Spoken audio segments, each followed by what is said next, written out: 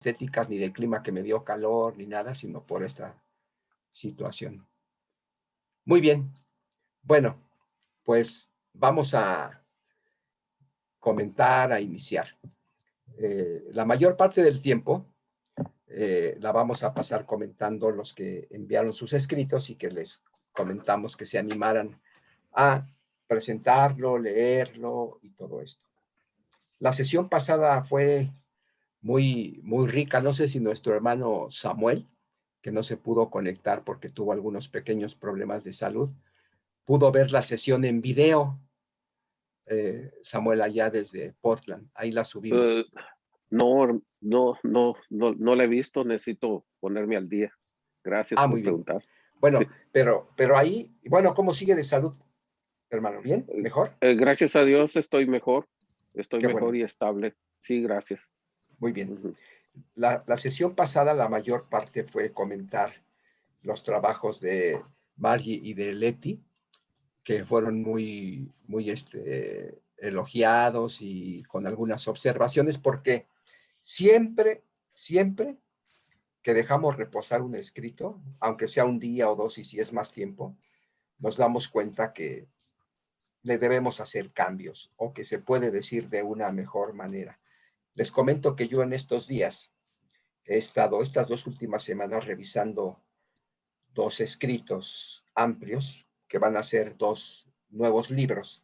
Bueno, uno es una segunda edición corregida y ampliada, y según yo ya lo había leído varias veces y ya se lo envié al que lo va a editar, y al volverlo a leer, 1 o 2 días después lo que había enviado, le detecté cosas con las que algunos eran teclazos, ustedes saben, ¿no?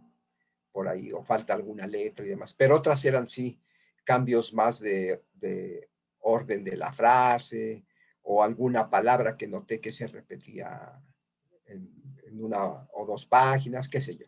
Entonces le dije, oye, mira, ya no le hagas caso a ese archivo que te envié, ahí va el que creo que es el definitivo para que ahora sí hagan la diagramación. Bueno, ya se lo envié. Y el otro, justamente antes de entrar a esta sesión, es otro libro, que ese sí es un libro, una edición nuevo, que es acerca de los casos de persecución de creyentes protestantes y o evangélicos en México en el siglo XIX. Y hay un capítulo al final también de casos más recientes, pero prácticamente todos los casos de los que me ocupo ahí son en México en el siglo XIX. Y bueno, ya uno siempre le encuentra eh, desde insuficiencias en las notas de pie de página o tener que aclarar a los posibles lectores y lectoras, porque quienes lo vayan a leer no están obligados a conocer los términos que uno usa, ¿no es cierto? Entonces hay que poner una notita de pie de página, sobre todo para quienes por alguna razón desconocen el uso de ese término. Les comento por qué.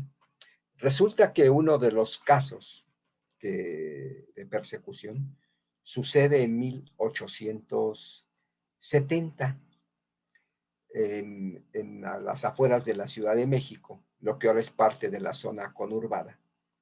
Y un gran intelectual mexicano, Ignacio Manuel Altamirano, escribió sobre ese caso de persecución que sucede en Chimalhuacán, que entonces era un pueblo lejano de la ciudad, pero ahora ya es casi parte de la zona conurbada de la Ciudad de México. Entonces, Ignacio Manuel Altamirano publica una crónica de esa persecución y les llama a estos perseguidos los hugonotes de Chimalhuacán, y dice que eran indígenas y todo, pero por ejemplo, esa palabrita, ese término, hugonote o hugonotes, ¿qué es? Pues no necesariamente la gente eh, debe saber. Y me di cuenta que yo nunca lo había aclarado en lo que escribí sobre eso. Entonces puse una nota de pie de página que hugonotes es el término con lo que se le conoció a los protestantes en Francia en el siglo XVI y varias explicaciones que se dan de por qué hugonotes, etcétera. Y cositas como esas. Pero detallar a veces todo eso, pues sí lleva su cuidado y su tiempo. Entonces, no se desanimen, siempre uno va a encontrar que en su escrito lo puede fortalecer, enriquecer, quizá rehacer. Pero lo que se requiere es una materia prima, ¿verdad? Es decir, el escrito. Y se los comenté desde la primera vez que nos conectamos, que no esperemos a ser expertos o tener toda la información para escribir, sino con lo que sabemos, escribamos algo. Y bueno, lo que esta vez quiero hacer un breve comentario, y también si ustedes tuvieron la oportunidad de leer el material que les envié de Jan de Vos, porque él ya murió, es un historiador que hizo toda su carrera en México. Ustedes leyeron el documento, no es muy grande. Él era sacerdote católico en la diócesis de San Cristóbal, después renuncia al sacerdocio por diferencias con la pastoral del obispo Samuel Ruiz, empieza a hacer su carrera de historiador, también contrajo matrimonio y se hizo especialista en historia regional, en el caso más de Chiapas y en particular de la selva lacandona.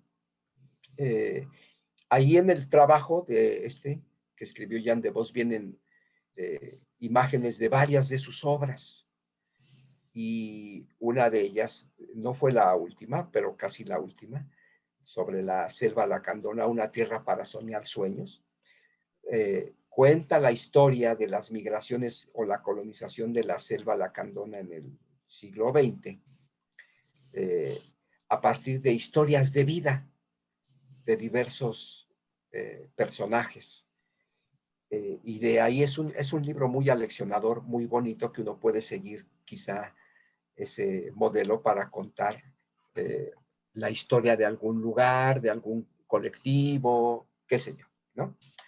Y él, un poco con su pasado religioso, y también que al inicio tuvo que ver un poquito con algo de traducción de la Biblia, con los celtales y demás, nos da un decálogo, ¿verdad?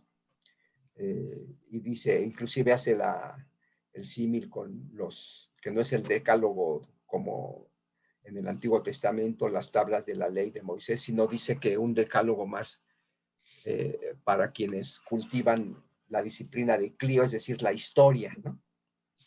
Y después él va a explicar en qué consiste cada uno de estos mandamientos, entre comillas.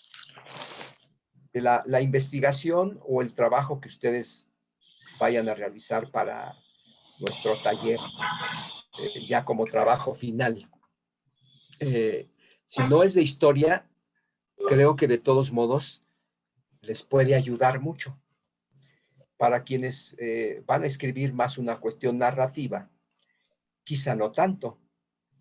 Quienes van a hacer otro tipo de acercamiento, otro tipo de escrito que no sea más humanístico, de las ciencias sociales, de historia y demás, quizá no sea tan aleccionador, aunque a mí me parece que en general sí lo es para quien vaya a investigar un tema, el que sea, ¿no?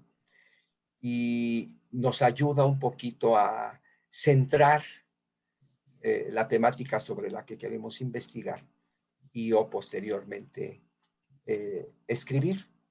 Por ejemplo, él nos dice en el primer mandamiento eso de elegir el campo. ¿En qué campo, en qué parcela del saber, del conocimiento se ubica sobre lo que quiero escribir? Y él hace un símil así como con los campesinos chiapanecos, ¿no es cierto?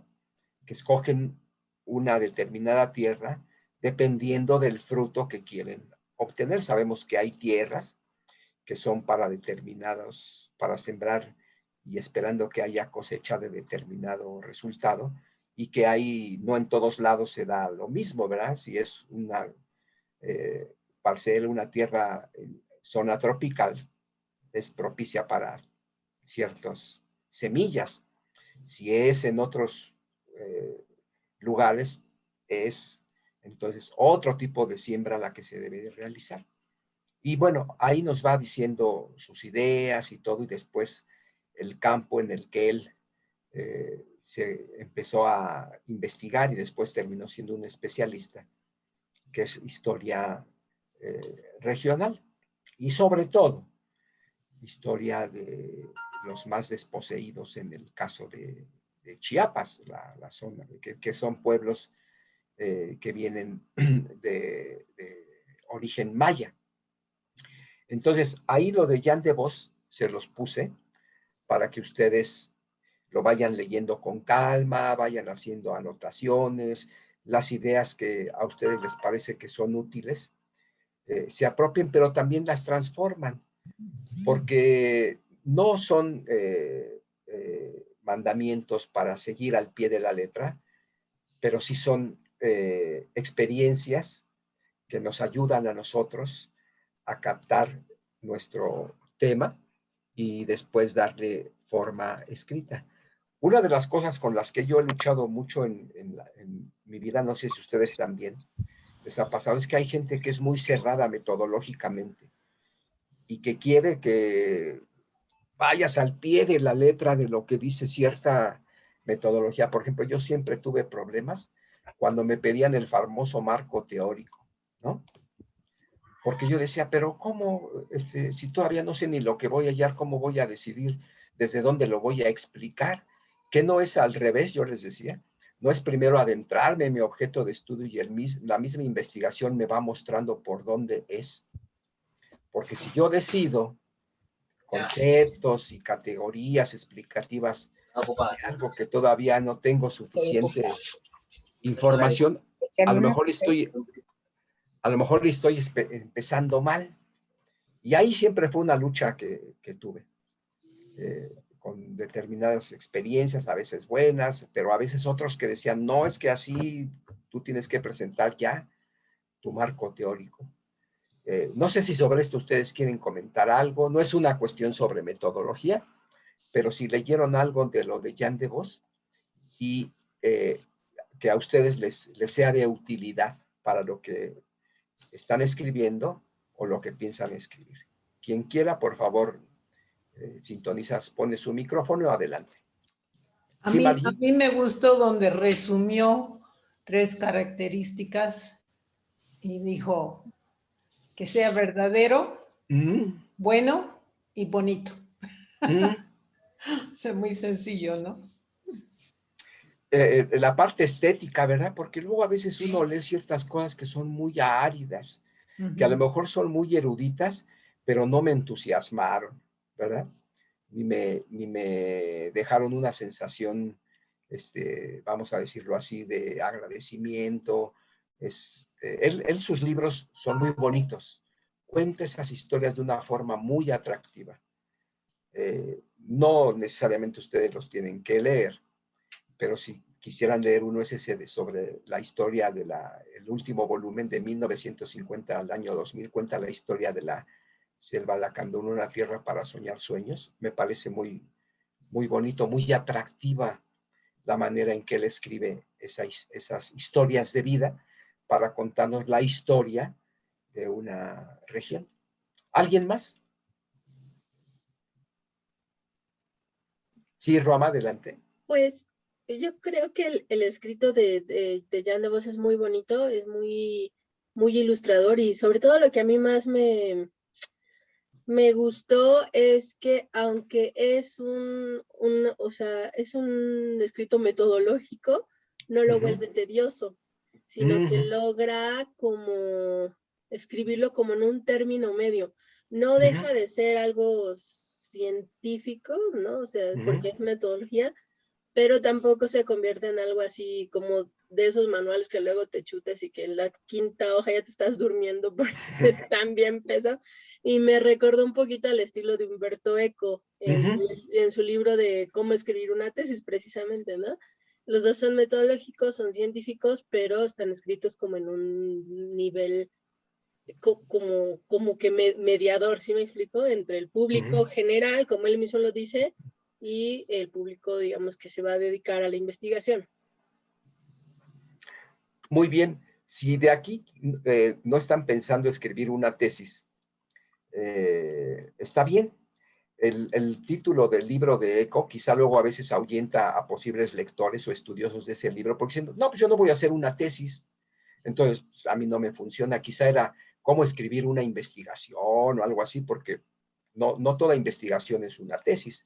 Toda tesis debe ser una investigación, pero no toda investigación termina en una tesis. Puede no ser una tesis de grado, pero sí puede ser publicada como libro. Y ese que está diciendo Ruama es un trabajo más extenso, el de Umberto Eco, pero que también les puede ser de mucha utilidad para ir poco a poco en la cuestión de investigar y después ya fijarlo por escrito. ¿Alguien más sobre lo de Jan de Bos y que diga, a mí esto me va a ayudar para X?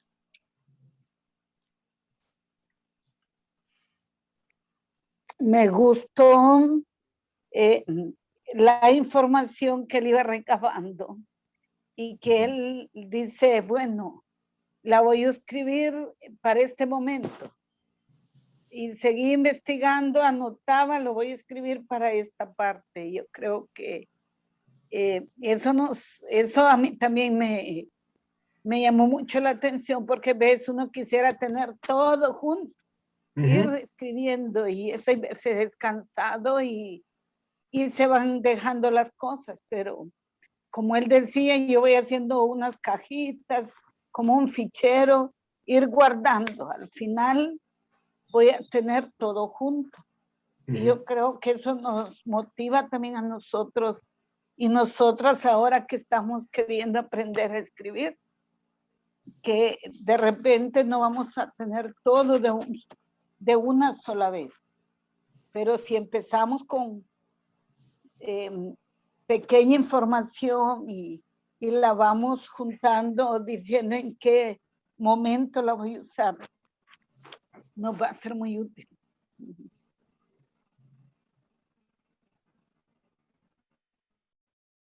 Yo quería también anotar, además de lo que han dicho, lo de Jan de Bos.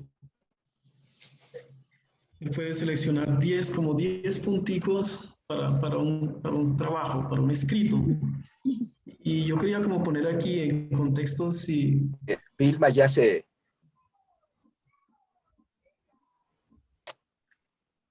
Creo que Vilma ahí sí me están escuchando.